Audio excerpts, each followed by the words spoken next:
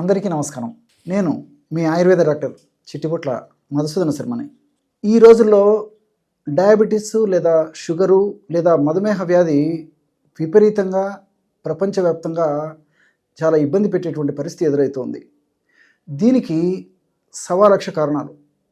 ఈ మధుమేహం వచ్చినప్పుడు అంటే డయాబెటీస్ వచ్చినప్పుడు ఎలాంటి ఆహారపరమైన జాగ్రత్తలు తీసుకోవాలి, అదేవిధంగా ఎలాంటి ఎక్సర్సైజ్ చేయాలి, ఎలాంటి ఔషధాలు తీసుకొని ఆ సమస్య నుంచి బయటపడాలి మొదలైన వివరాలు గత వీడియోలో నేను తెలియజేయడం జరిగింది.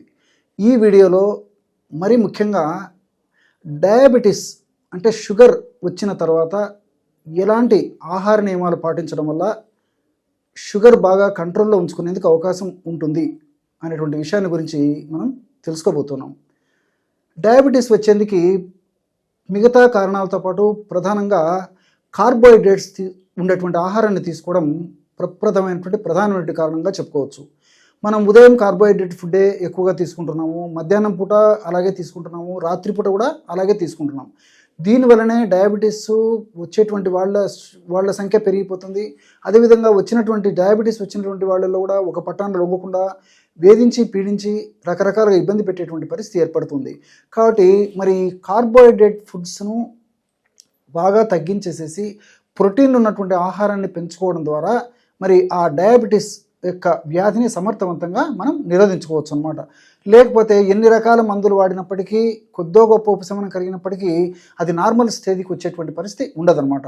మరి ఈ డయాబెటీస్ కంట్రోల్లో ఉంచుకునేందుకు ఎలాంటి ఆహారం తీసుకోవాలంటే ఉదయం పూట స్ప్రౌట్స్ తీసుకోవడం అలవాటు చేసుకోవాలి. అంటే పెసలు, అదేవిధంగా శనగలు ఇలాంటి వాటితో మొలకలు ఎత్తించేసి ఆ మొలకలని ఒక కప్పు మొలకలని రోజు తీసుకుంటూ ఉండాలన్నమాట. మరి రోజు ఇదే పద్ధతిలో తీసుకోవడం కొంత ఇబ్బందికరంగా ఉంటుంది. కాబట్టి మరి రుచి కోసము, అదేవిధంగా మరి దాని మీద ఒక అపేక్ష కోసము అందులో కొత్తిమీర, కరివేపాకు, పుదీనా, జీరా పొడి, అదేవిధంగా మిరియాల పొడి ఇలాంటివి చల్లుకొని రుచికరంగా తయారు చేసుకొని టమోటా పళ్ళు ఇలాంటివన్నీ కూడా, క్యారెట్ ఇలాంటివన్నీ కూడా అందులో వేసేసుకొని రుచికరంగా తయారు చేసుకొని తీసుకోవడం వల్ల చాలా సమర్థవంతంగా ఈ యొక్క ఔషధాలు పనిచేస్తాయి. అంతేకాకుండా పోషకాహార లోపం లేకుండా ఉంటుంది.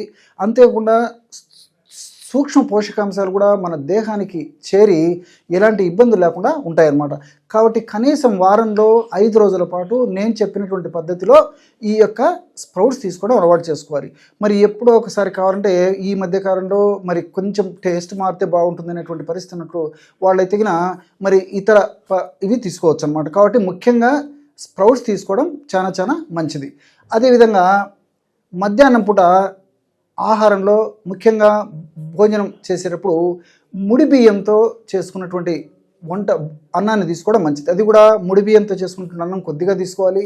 దీంతోపాటు కూరలు ఎక్కువగా చేసుకోవాలన్నమాట. అంటే అన్నం తక్కువగా ఉండాలి, కూరలు ఎక్కువగా ఉండాలి.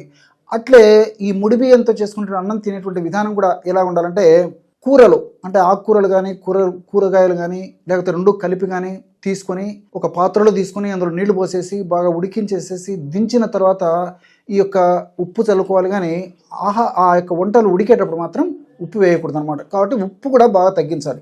ఉప్పు ఎప్పుడైతే ఆహార పదార్థాలు ఉందో ఉప్పు వల్ల మరి ఇన్సులిన్ రెసిస్టెన్స్ పవర్ వచ్చి దానివల్ల కూడా డయాబెటీస్ ఒక పట్టాన్ని తగ్గదు. కాబట్టి మరి ఆకుకూరలు కూరగాయలతో మనం ఈ వంటలు తయారు చేసుకొని కూరగా వండుకొని తినేటప్పుడు కూడా మరి ఈ యొక్క పదార్థాలు ఎక్కువ తినేటప్పుడు కూడా ఉప్పు బాగా తగ్గించేసేసి అంటే దించిన తర్వాత చల్లుకొని అందులో తిరుగుమాత ఇలాంటి పెట్టేసుకొని తీసుకోవచ్చు అనమాట.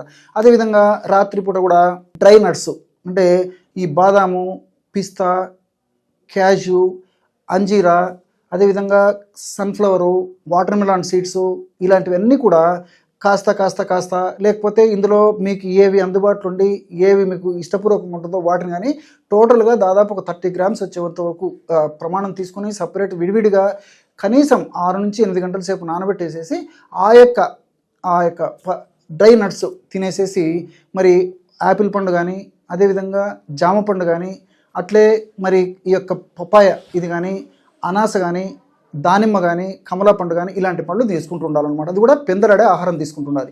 ఈ విధంగా రెగ్యులర్గా తీసుకోవడం వల్ల మరి దీంతో పాటు నేను చెప్పినటువంటి పద్ధతిలో ఎక్సర్సైజ్ పాటిస్తూ మరి క్షేమదాయకమైనటువంటి ఔషధాలు కూడా తీసుకోవడం వల్ల చాలా సమర్థవంతంగా ఈ డయాబెటీస్ని అరికట్టవచ్చు.